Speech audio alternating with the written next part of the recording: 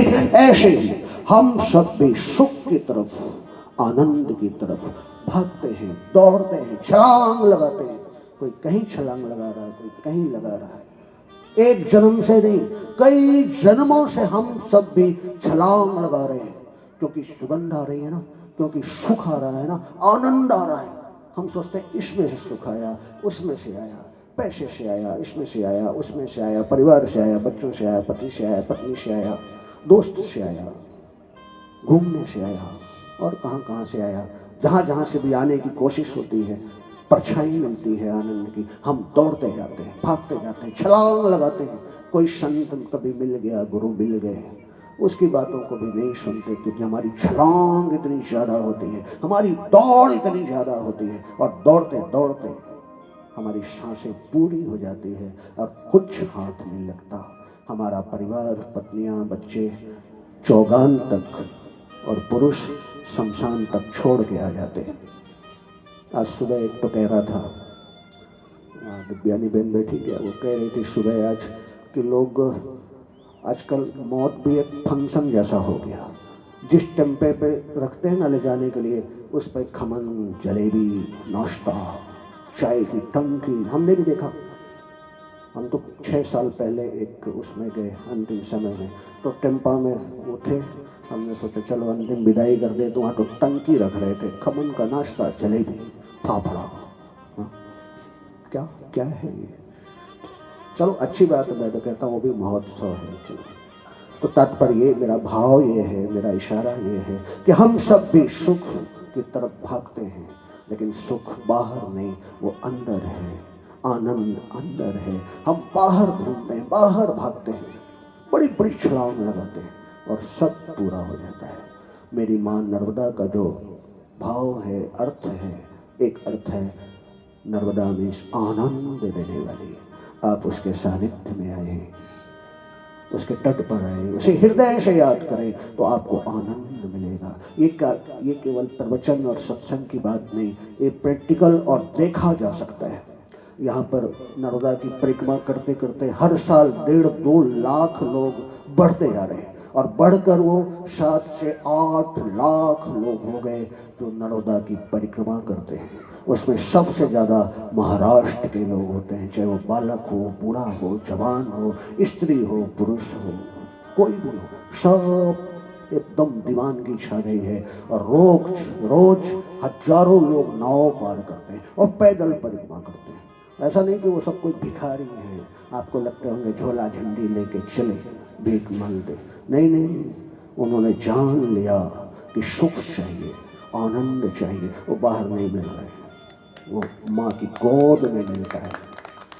और ये मेरी बात को आप कभी होश के साथ, जागरूकता के साथ मेरे वचन को अगर देखना हो ना, अभी यहाँ भी परिक्रमावासी हों, आप उनको गौर से देखो, वो इतना आनंदित दिखेगा। वो पीछे बैठा होगा, उसका आसन भी नीचे नीचे होगा, कहीं से ले हुए के खा रहा होगा, झोला झंडी, टूटा फूटा गंदे कपड़े पहना हुआ होगा, लेकिन चेहरे को देखना ना, एकदम आनंदित होगा, उसके चेहरे से शांति झलक हो रही होगी। आप भले अरबोपति हो, घर पे सारी सुविधाएं हो, लेकिन मुरझाए से दिखते हैं। और हमारे परिक्रमावासी पैदल चलते हैं, 30-30 किलोमीटर, 40-40 किलोमीटर पैदल चलते हैं, भूखे चलते हैं, बाहर सो जाते हैं, वृक्षों के नीचे सो जाते हैं। इतनी ठंडी में हमारे यहाँ देखो ऐसे खुले में सोते हैं, लेकिन फिर भी आनंद उनके चेहरे से झलकता है, खुशी उनके चेहरे से झलकती है, उनकी शांति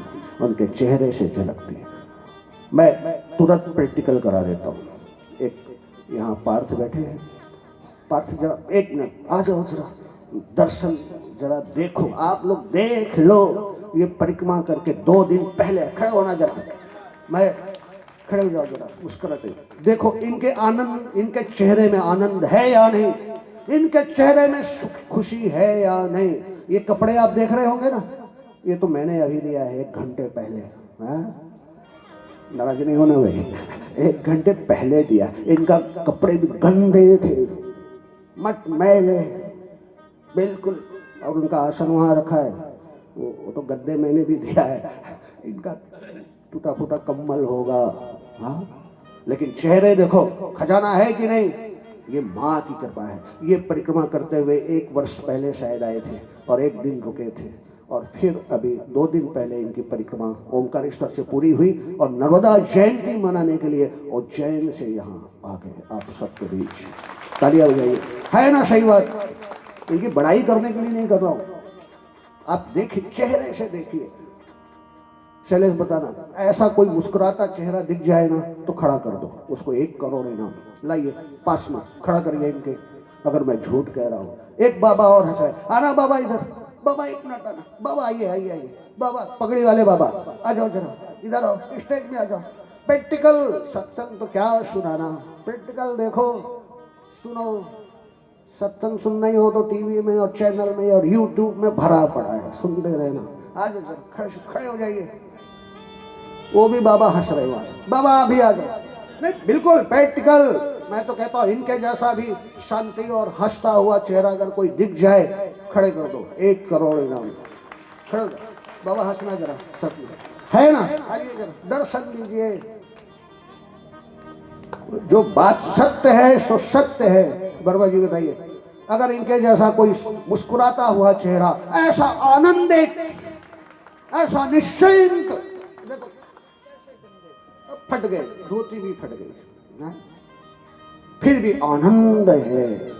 पैदल, जूते भी नहीं होंगे, घिस गए होंगे, उसे जूता पहनते नहीं, को पहन भी लेते हैं तो घिस जाती है जूता, चप्पलें घिस जाती है, कपड़े फट जाते हैं, ना कोई सुविधा होती है, फिर भी आनंद होता है। हाँ, कहने का तात्पर्य ये नहीं कि आप भी परिक्रमा में निकल जाएं, आप भी दंड का मंडल उठा लें, लेकिन केवल इतना कहना चाहता हूं कि देखिए, सत्य में जो आनंद है, भगवान में जो आनंद है, वो कहीं नहीं है। दुनिया, देवराज इंद्र के पास भी नहीं है। देवराज इंद्र जो देवताओं का राजा है, उसके पास भी नहीं। उसको भी अभी खड़ा कर दो ना यहाँ पे, वो भी बहुत टेंशन में होगा, बहुत परेशान होगा। अभी सबका परिचय तो नहीं मालूम, ये पार्थ हैं, रामदेव बाबा के शिष्य भी हैं, और इन्होंने आयुर्वेद में PhD किया हुआ है और योगाचार्य भी हैं। लेकिन देखो, नम्रता, सरलता, शालीनता, निर्भीकता, कोई आकांक्षा नहीं, कोई वासना नहीं, आनंदित, कुछ नहीं, न घर न द्वार, कुछ नहीं, बस आगे देखो, आनंद हमारे अंदर है, उसे ढूंढें। ओ माँ की गोद में है सचमुच।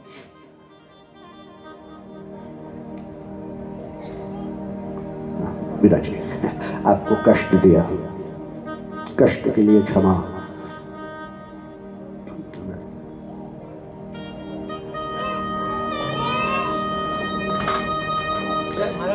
बैठिए, यहाँ सामने कुर्सी में, सोफा में बैठिए।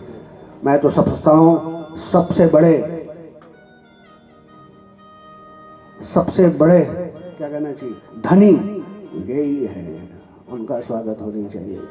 हाँ, आत्मी सुख, इन्होंने, ये ऐसे धनी हैं, ऐसे इनका अज्ञान दूर हो गया है कि जो सुख है नाभि में, इनको ख्याल आ गया है, इन्होंने सुन लिया है और अपनी नाभि की तरफ, अपने हृदय की तरफ, स्व की तरफ अंतर्मुख